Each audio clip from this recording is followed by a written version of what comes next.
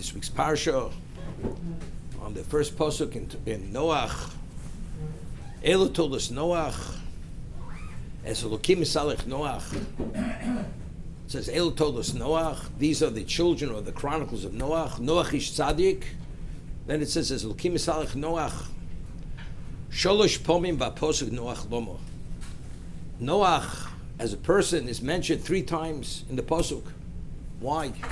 We know how concise the Torah is in terms of words. It could have said, and he, rather than saying his name Noach. Lomo, so why does his name Noach mentioned 3 times? He's one of the 3 individuals who experienced 3 different existences, 3 worlds. Noach, Daniel, V'Eov. Noach, what 3 existences did Noach witness?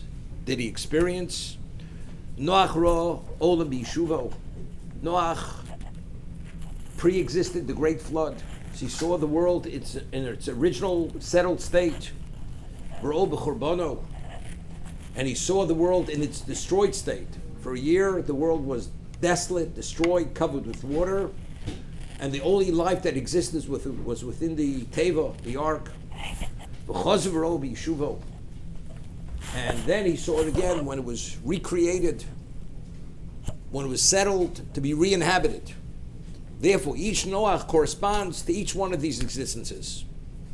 So we'd once asked, if the Torah wouldn't have said Noach, repeated Noach 3 times, and we would have read the narrative, pre-Mabul, during the Mabul, post-Mabul. You know, Noach existed prior, during, and after.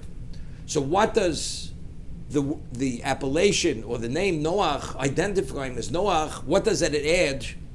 What does that give us a greater understanding that Noach existed pre, during, and post? But if the Torah mentions it 3 times, evidently there's what to learn from this and what to cull from this. Noach pre-Mabul, who was he? Noach ish tzaddik Tomayu b'derosov. That's who he was. He was a man who was totally dedicated to God, to spirituality, and to bring people back to monotheism, to wean them from paganism and from this perverted, corrupted behavior. That was Noach. Fully invested only in the spiritual. During the flood, when the world was destroyed, as the Medrash tells us, Noach for a year had no day, had no night. He had to attend to all the needs of every species in the Teva. He became a zookeeper. He was removed in terms of his role as a person, as a human being. He functioned in a totally different role. Post-Mabul, the world was a different world. It no longer was that original creation. Now he is the equivalent of the father of all mankind, and he has a responsibility to set the world in a certain direction. And it's, as it says, Noach lived to the point where he saw the 70 nations, the future of existence coming into being. These were his descendants. It was another capacity. So Noach, if you have 3 individuals by the name Noach, and each one functions in another capacity, it's three different individuals. One individual has no relevance to the other. This was the difference between pre, during, and post. Noach was the equivalent of 3 different people. It's not Noach did A, B, and C. In each capacity, it's as if we're speaking about 3 different individuals. Noach had that capacity, which is something which is exceptional. That the same human being, it's not he's transitioning and he's advancing one level to another level to another level, but rather each capacity, each context was a context where it had no relevance to the other context. That's what the Torah is revealing by identifying him as Noach, mentioning his name 3 times. We'd once mentioned, we find David HaMelech was one of the 3 most humble people who ever lived. Anochi Tolev Eloish. Moshe Rabbeinu said, Nachnu Moch. What am I? Nothing. Avraham Avinu says, Anochi Ofer Vefer. I'm dust, I'm ash, nothing. David says, I'm a worm. I'm not a human being.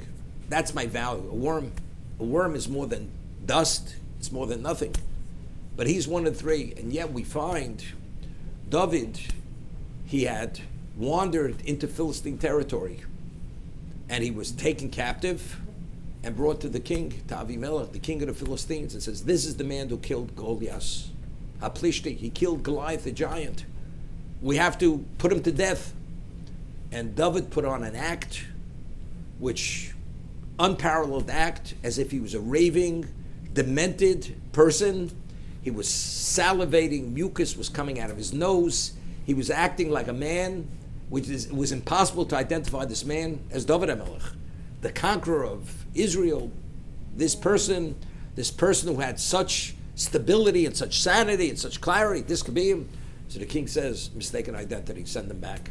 There's no way this man could be that. So the question is, how was he able to behave this way? In a way where even the person who would normally recognize and evaluate somebody couldn't identify him as David HaMelech. Although he looked like him, but because of his behavior. But how could David behave in such a way, being who he was?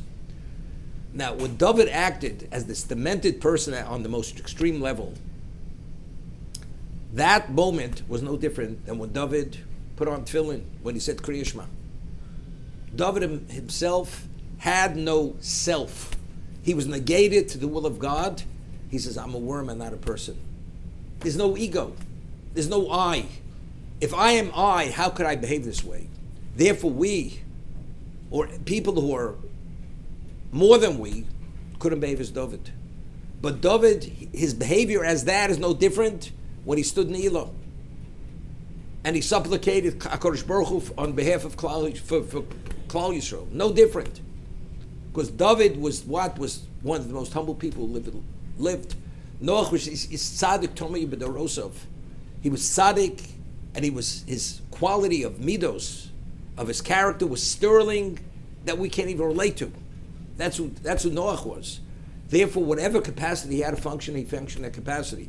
Pre-flood, he was this person engaged in spirituality unceasingly. During the flood, me, a zookeeper, cleaning up, not sleeping, feeding, preparing food. But that's Noach. It's irrelevant. He is in the role, whatever role he's meant to be. Post-flood, it's no different role. But again, what is it all rooted in?